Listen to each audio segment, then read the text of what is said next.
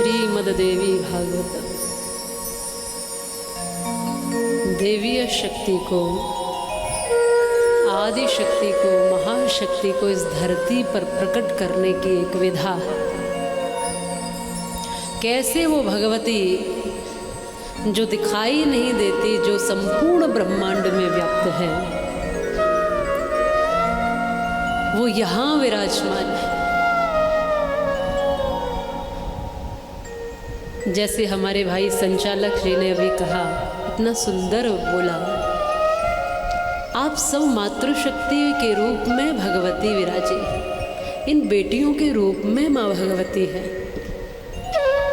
इनके दर्द में भी वो समाई है और दर्द के निवारण में भी वही है। इनके आंसुओं में भी वही है, इनकी मुस्कुराहट में भी वही है। नारायण सेवा संस्थान सेवा करके, ऑपरेशन करके लोगों के रोग और कष्टों को दूर करता है, ये तो बात अच्छी है ही, पर साथ में जो दुखी जन, जो परेशान, जो मन से हो जाते हैं, क्योंकि शारीरिक पीड़ा मानसिक पीड़ा भी प्रकट कर देती है, तो इन कथाओं का आयोजन करा के उनकी मानसिक तृप्ति और संतुष्टि के लिए जो कार्य करे, ये भी एक बड़ा पुण्य का कार्य है। क्योंकि व्यक्ति शरीर से फिर भी जल्दी ठीक हो जाए, लेकिन मन से यदि रोगी हो गया तो उसको ठीक होना बहुत मुश्किल है। तो यहाँ शरीर का भी इलाज होता है और मन का भी इलाज होता है, मन के रोग भी दूर होते हैं। ये कथा को आप केवल सुनना ही नहीं है, इसको महसूस करना है, इसको जीना है। हर पल कष्ट की ओर ध्यान नहीं देना। कष्ट तो है, माना कि पीड़ा है, हाथ में, पैर में, शरीर में, किसी भी अंग में माना कि कष्ट तो है, लेकिन उस कष्ट को स्मरण नहीं करना है। उस कष्ट से जो निवारण करती है माँ भगवती, स्मरण उसका करना है, ध्यान उन पर देना है, उपासना उनकी करनी। तो ये कष्ट भी कष्ट नहीं लगेगा और जल्दी से जल्दी कष्ट का निवारण होगा, मुझे ऐसा भरोसा है।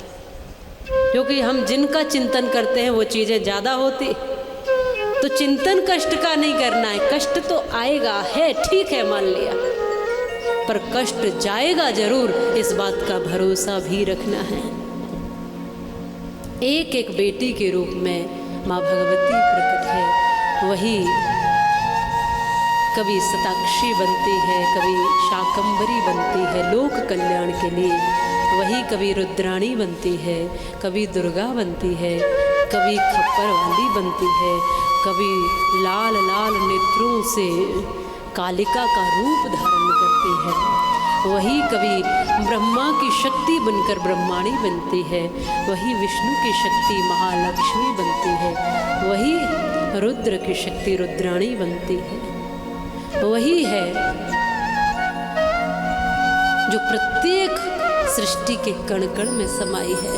उसी भगवती की उपासना करने को देवी भागवत कह रही है। और वो भगवती आप सबके स्वरूप में भी है। जितनी भर मातृशक्ति इस धरती पर है, उन समस्त मातृशक्ति को जो बेटी स्वरूप में, बहन के स्वरूप में, माँ के स्वरूप में, पत्नी के स्वरूप में, जिस भी स्वरूप में है, इस पवित्र पीठ से, इस व्यास पीठ से मैं उन सभी देवियों को, मातृशक्ति को नमन करती हूँ। इसीलिए क्योंकि वो शक्ति जब आप सबके रूप में आती है तो साकार बनकर वही देवी कहलाती है।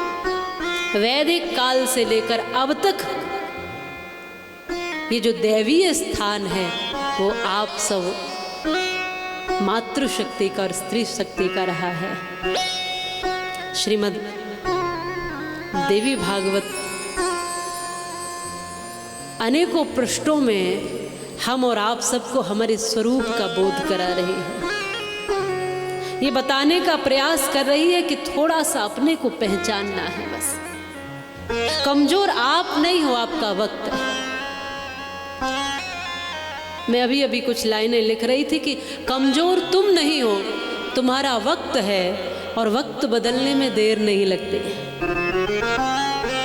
कमजोर तुम नहीं हो, तुम्हारा वक्त है और वक्त बदलने में देर नहीं लगती। न जाने कौन सा कण धूल का शिवलिंग बन जाए और वक्त जब संवरता है तो संवरने में देर नहीं लगती। समय चक्र है, आज ठीक है माना कि कमजोरी है, पर सदैव रहेगी ये जरूरी नहीं है। एक दिन आप भी उड़ोगे। सपने देखो तो सही, आंखें खोलो तो सही, अपने रूप और स्वरूप का, अपने बोध का एक बार एहसास करो तो सही। आज कमजोरी हो सकती है, सदैव कमजोर रहोगे ये नहीं। माँ भगवती की उपासना, देवी के 9 रूपों की उपासना ये ज्ञान देती है कि केवल 9 ही रूप उसके नहीं है। ये अष्टभुजा धारिणी कोई और देवी नहीं है, ये आप ही हो माताओं जो अलग अलग हाथों से अलग अलग काम किए जा रही हो। कभी बालकों को देखती हो, संभालती हो, कभी परिवार संभालती हो, कभी समाज संभालती हो, धर्म के कार्य भी संभालती हो, दान पुण्य इत्यादि में आगे रहती हो, कथा श्रवण में भी आगे रहती हो, धर्म के जितने काम हैं उन सब में बढ़ चढ़ हिस्सा लेती हो, समाज और राष्ट्र को भी संभालने का हौसला रखती हो। इसलिए हे भगवती, आपका स्वरूप मातृशक्ति के स्वरूप में ही प्रकट है, जिसके अनेकों हाथ है, अनेकों हाथ है। एक बहुत सुंदर भाव है और उस भाव से आपको अपने स्वरूप का बोध होगा। नारी तुम हो शक्ति राष्ट्र की, और राष्ट्र की शक्ति, परिवार की शक्ति अपने आप को जानो। ये आज भी देवी भागवत इसीलिए नहीं कही जा रही कि कहीं दूसरे लोक से देवी को प्रकट करना है। जो प्रकट देवी है उसके भीतर शक्ति जगानी है। जो कमजोरी लाकर आपने अंदर रख ली है उसको बाहर निकाल करके सशक्त होना है। इसलिए आज देवी की उपासना है। जो भी व्यक्ति स्त्री रूप में, पुरुष रूप में, जो भी व्यक्ति आज कमजोर है उसको शक्ति की आवश्यकता है। इसीलिए आज ये कथा है, आज ये शक्ति की आराधना है। बहुत से लोग प्रश्न करते हैं कि आज क्यों, अभी क्यों ये कथा? अभी इसीलिए क्योंकि आज भी तुम कमजोर हो, आज भी तुम्हें शक्ति चाहिए, आज भी तुम्हें अपने स्वरूप की खोज करनी पड़ेगी।